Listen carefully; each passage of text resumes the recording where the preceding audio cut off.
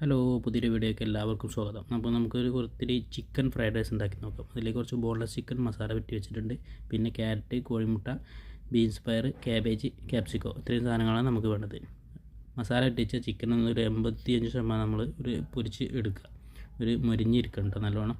അതിലേക്ക് 4 വെളുത്തുള്ളിയും ചെറിയ സവോളയും കൂടി ഇതേപോലെ കൊത്തി അരിഞ്ഞതും കൂടി റെഡിയാക്കി വെക്കാം. ക്യാരറ്റും ക്യാബേജും കൂടി നമ്മൾ ഈ കാണുന്ന രൂപത്തിൽ കുറച്ച് നീളത്തിൽ അരിഞ്ഞെടുക്കണം. ക്യാപ്സിക്കവും ബീൻസും കൂടി നമ്മൾ ചെറിയ റൗണ്ടായിട്ട് അരിഞ്ഞാൽ മതി. കോഴിമുട്ട ഇത്തിരി ഉപ്പിട്ട ശേഷം നമ്മൾ പൊരിച്ച് അതേ രൂപം പൊരിച്ചെടുക്കുക. റെഡിയായ ചിക്കൻ കൂടി നമ്മൾ പൊരിച്ച ചിക്കൻ കൂടി ചെറുതായിട്ട് കട്ട് ചെയ്ത് വെക്കണം. എന്നിട്ട് പാൻ വെച്ചിട്ട് കുറച്ച് കുഴിയുള്ള പാനൊക്കെയാണ് വേണ്ടത്. നമ്മളിവിടെ ഇല്ലത് എടുത്തത് കമ്പനിയിലുള്ളത്. നമ്മളെ കമ്പനിയിലെ അക്കോമഡേഷൻ അല്ലേ. അതിലേക്ക് നമ്മൾ ചിക്കൻ പൊരിച്ച വെളിച്ചെണ്ണയാണ് ഒഴിച്ചിട്ടുള്ളത്. ആ വെളിച്ചെണ്ണ ചൂടായി വരുമ്പോൾ അതിലേക്ക് വെളുത്തുള്ളിയും വല്ലുള്ളിയും കൂടി കട്ട് ചെയ്ത് ഇട്ട് കൊടുക്കുക. ഇട്ട ശേഷം ചെറുതായിട്ട് ഒന്നായിട്ട് നല്ലോണം വേണ്ട ആവശ്യമില്ല കേട്ടോ. ഒക്കെ ജസ്റ്റ് ചെറുതായിട്ടൊന്ന് വാടി വന്നാൽ മതി. ഒരുപാട് വെന്ത് കഴിഞ്ഞാൽ അതിൻ്റെ ഇത് കിട്ടില്ല.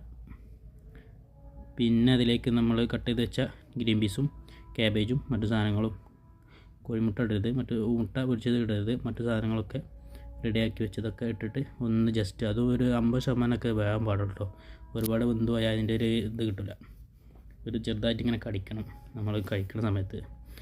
ഫുള്ള് എന്തായാലും ഒരു ടേസ്റ്റ് കിട്ടില്ല. പിന്നെ ആവശ്യത്തിന് ഉപ്പും ചെറുതായിട്ട് കുരുമുളക് കൂടി ഇട്ടെടുക്കണം. റൈസ് നമ്മൾ നേരത്തെ ഇവിടെ റെഡിയാക്കി വെച്ചിട്ടുണ്ടോ. ബസ്മതി റൈസാണ് നമ്മൾ എടുത്തത്. നമ്മൾ ഒരു 3-4 പേർക്ക് കഴിക്കാനുള്ള രൂപത്തിലാണ് ഇതിപ്പോൾ റെഡിയാക്കിയിട്ടുള്ളത്. എന്നിട്ട് ഉപ്പും കുരുമുളകും ആവശ്യത്തിന് ഇട്ടതിന് ശേഷം നല്ലപോലെ ഒന്നും കൂടി മിക്സ് ചെയ്ത് കൊടുക്കുക. കുറച്ച് ടൊമാറ്റോ കെച്ചപ്പും കൂടി ഒഴിച്ചു കൊടുക്കുക. ടൊമാറ്റോ കെച്ചപ്പ് ആവശ്യത്തിന് നമ്മൾ അത്ര ഓരോരുത്തർക്കും ഓരോ താല്പര്യം വരെയാണ്. അധികം ഒരുപാട് ഒഴിക്കാതിരിക്കുക നല്ലത്. പിന്നെ എന്നിട്ട് അതിലേക്ക് റൈസ് ഇട്ടിട്ട് നമ്മൾ നല്ല ചിക്കൻ കട്ട് ചെയ്ത് വെച്ചതും മുട്ടയും കൂടി റെഡിയാക്കിയിട്ട് വെച്ചതൊക്കെ ഇട്ടൊന്ന് നല്ലോണം ഇളക്കി കൊടുക്കുക.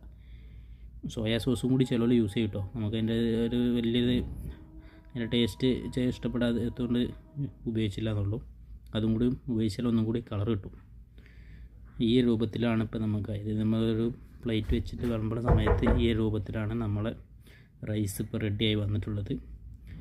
എന്നിട്ട് ഇതിലേക്ക് സെർവ് ചെയ്യുക. അപ്പോൾ നമ്മളെ വീഡിയോ ഇഷ്ടപ്പെട്ടാൽ എല്ലാവരും ലൈക്ക് ചെയ്ത് ഷെയർ ചെയ്ത് സപ്പോർട്ട് ചെയ്യണേ. അപ്പോൾ ഇങ്ങനെയാണുള്ളത്. ഇതിലേക്ക് നമ്മൾ കുറച്ച് ഒന്നും വേണ്ടത് കഴിക്കാൻ, ഇതിൻ്റെ കൂടെ കഴിക്കാൻ ഒന്നും ആവശ്യമൊന്നുമില്ല. പക്ഷേ നമ്മളിതിലേക്ക് ചെറുതായിട്ട് റെഡിയാക്കി വെച്ച മട്ടൻ കൂടി എടുത്തിട്ടുണ്ട് ഇതിന് കൂടെ സൈഡായിട്ടിട്ട് കഴിക്കാൻ. അപ്പോൾ വീഡിയോ എല്ലാവർക്കും ഇഷ്ടപ്പെട്ടെന്ന് വിചാരിക്കുന്നു. ഓക്കേ.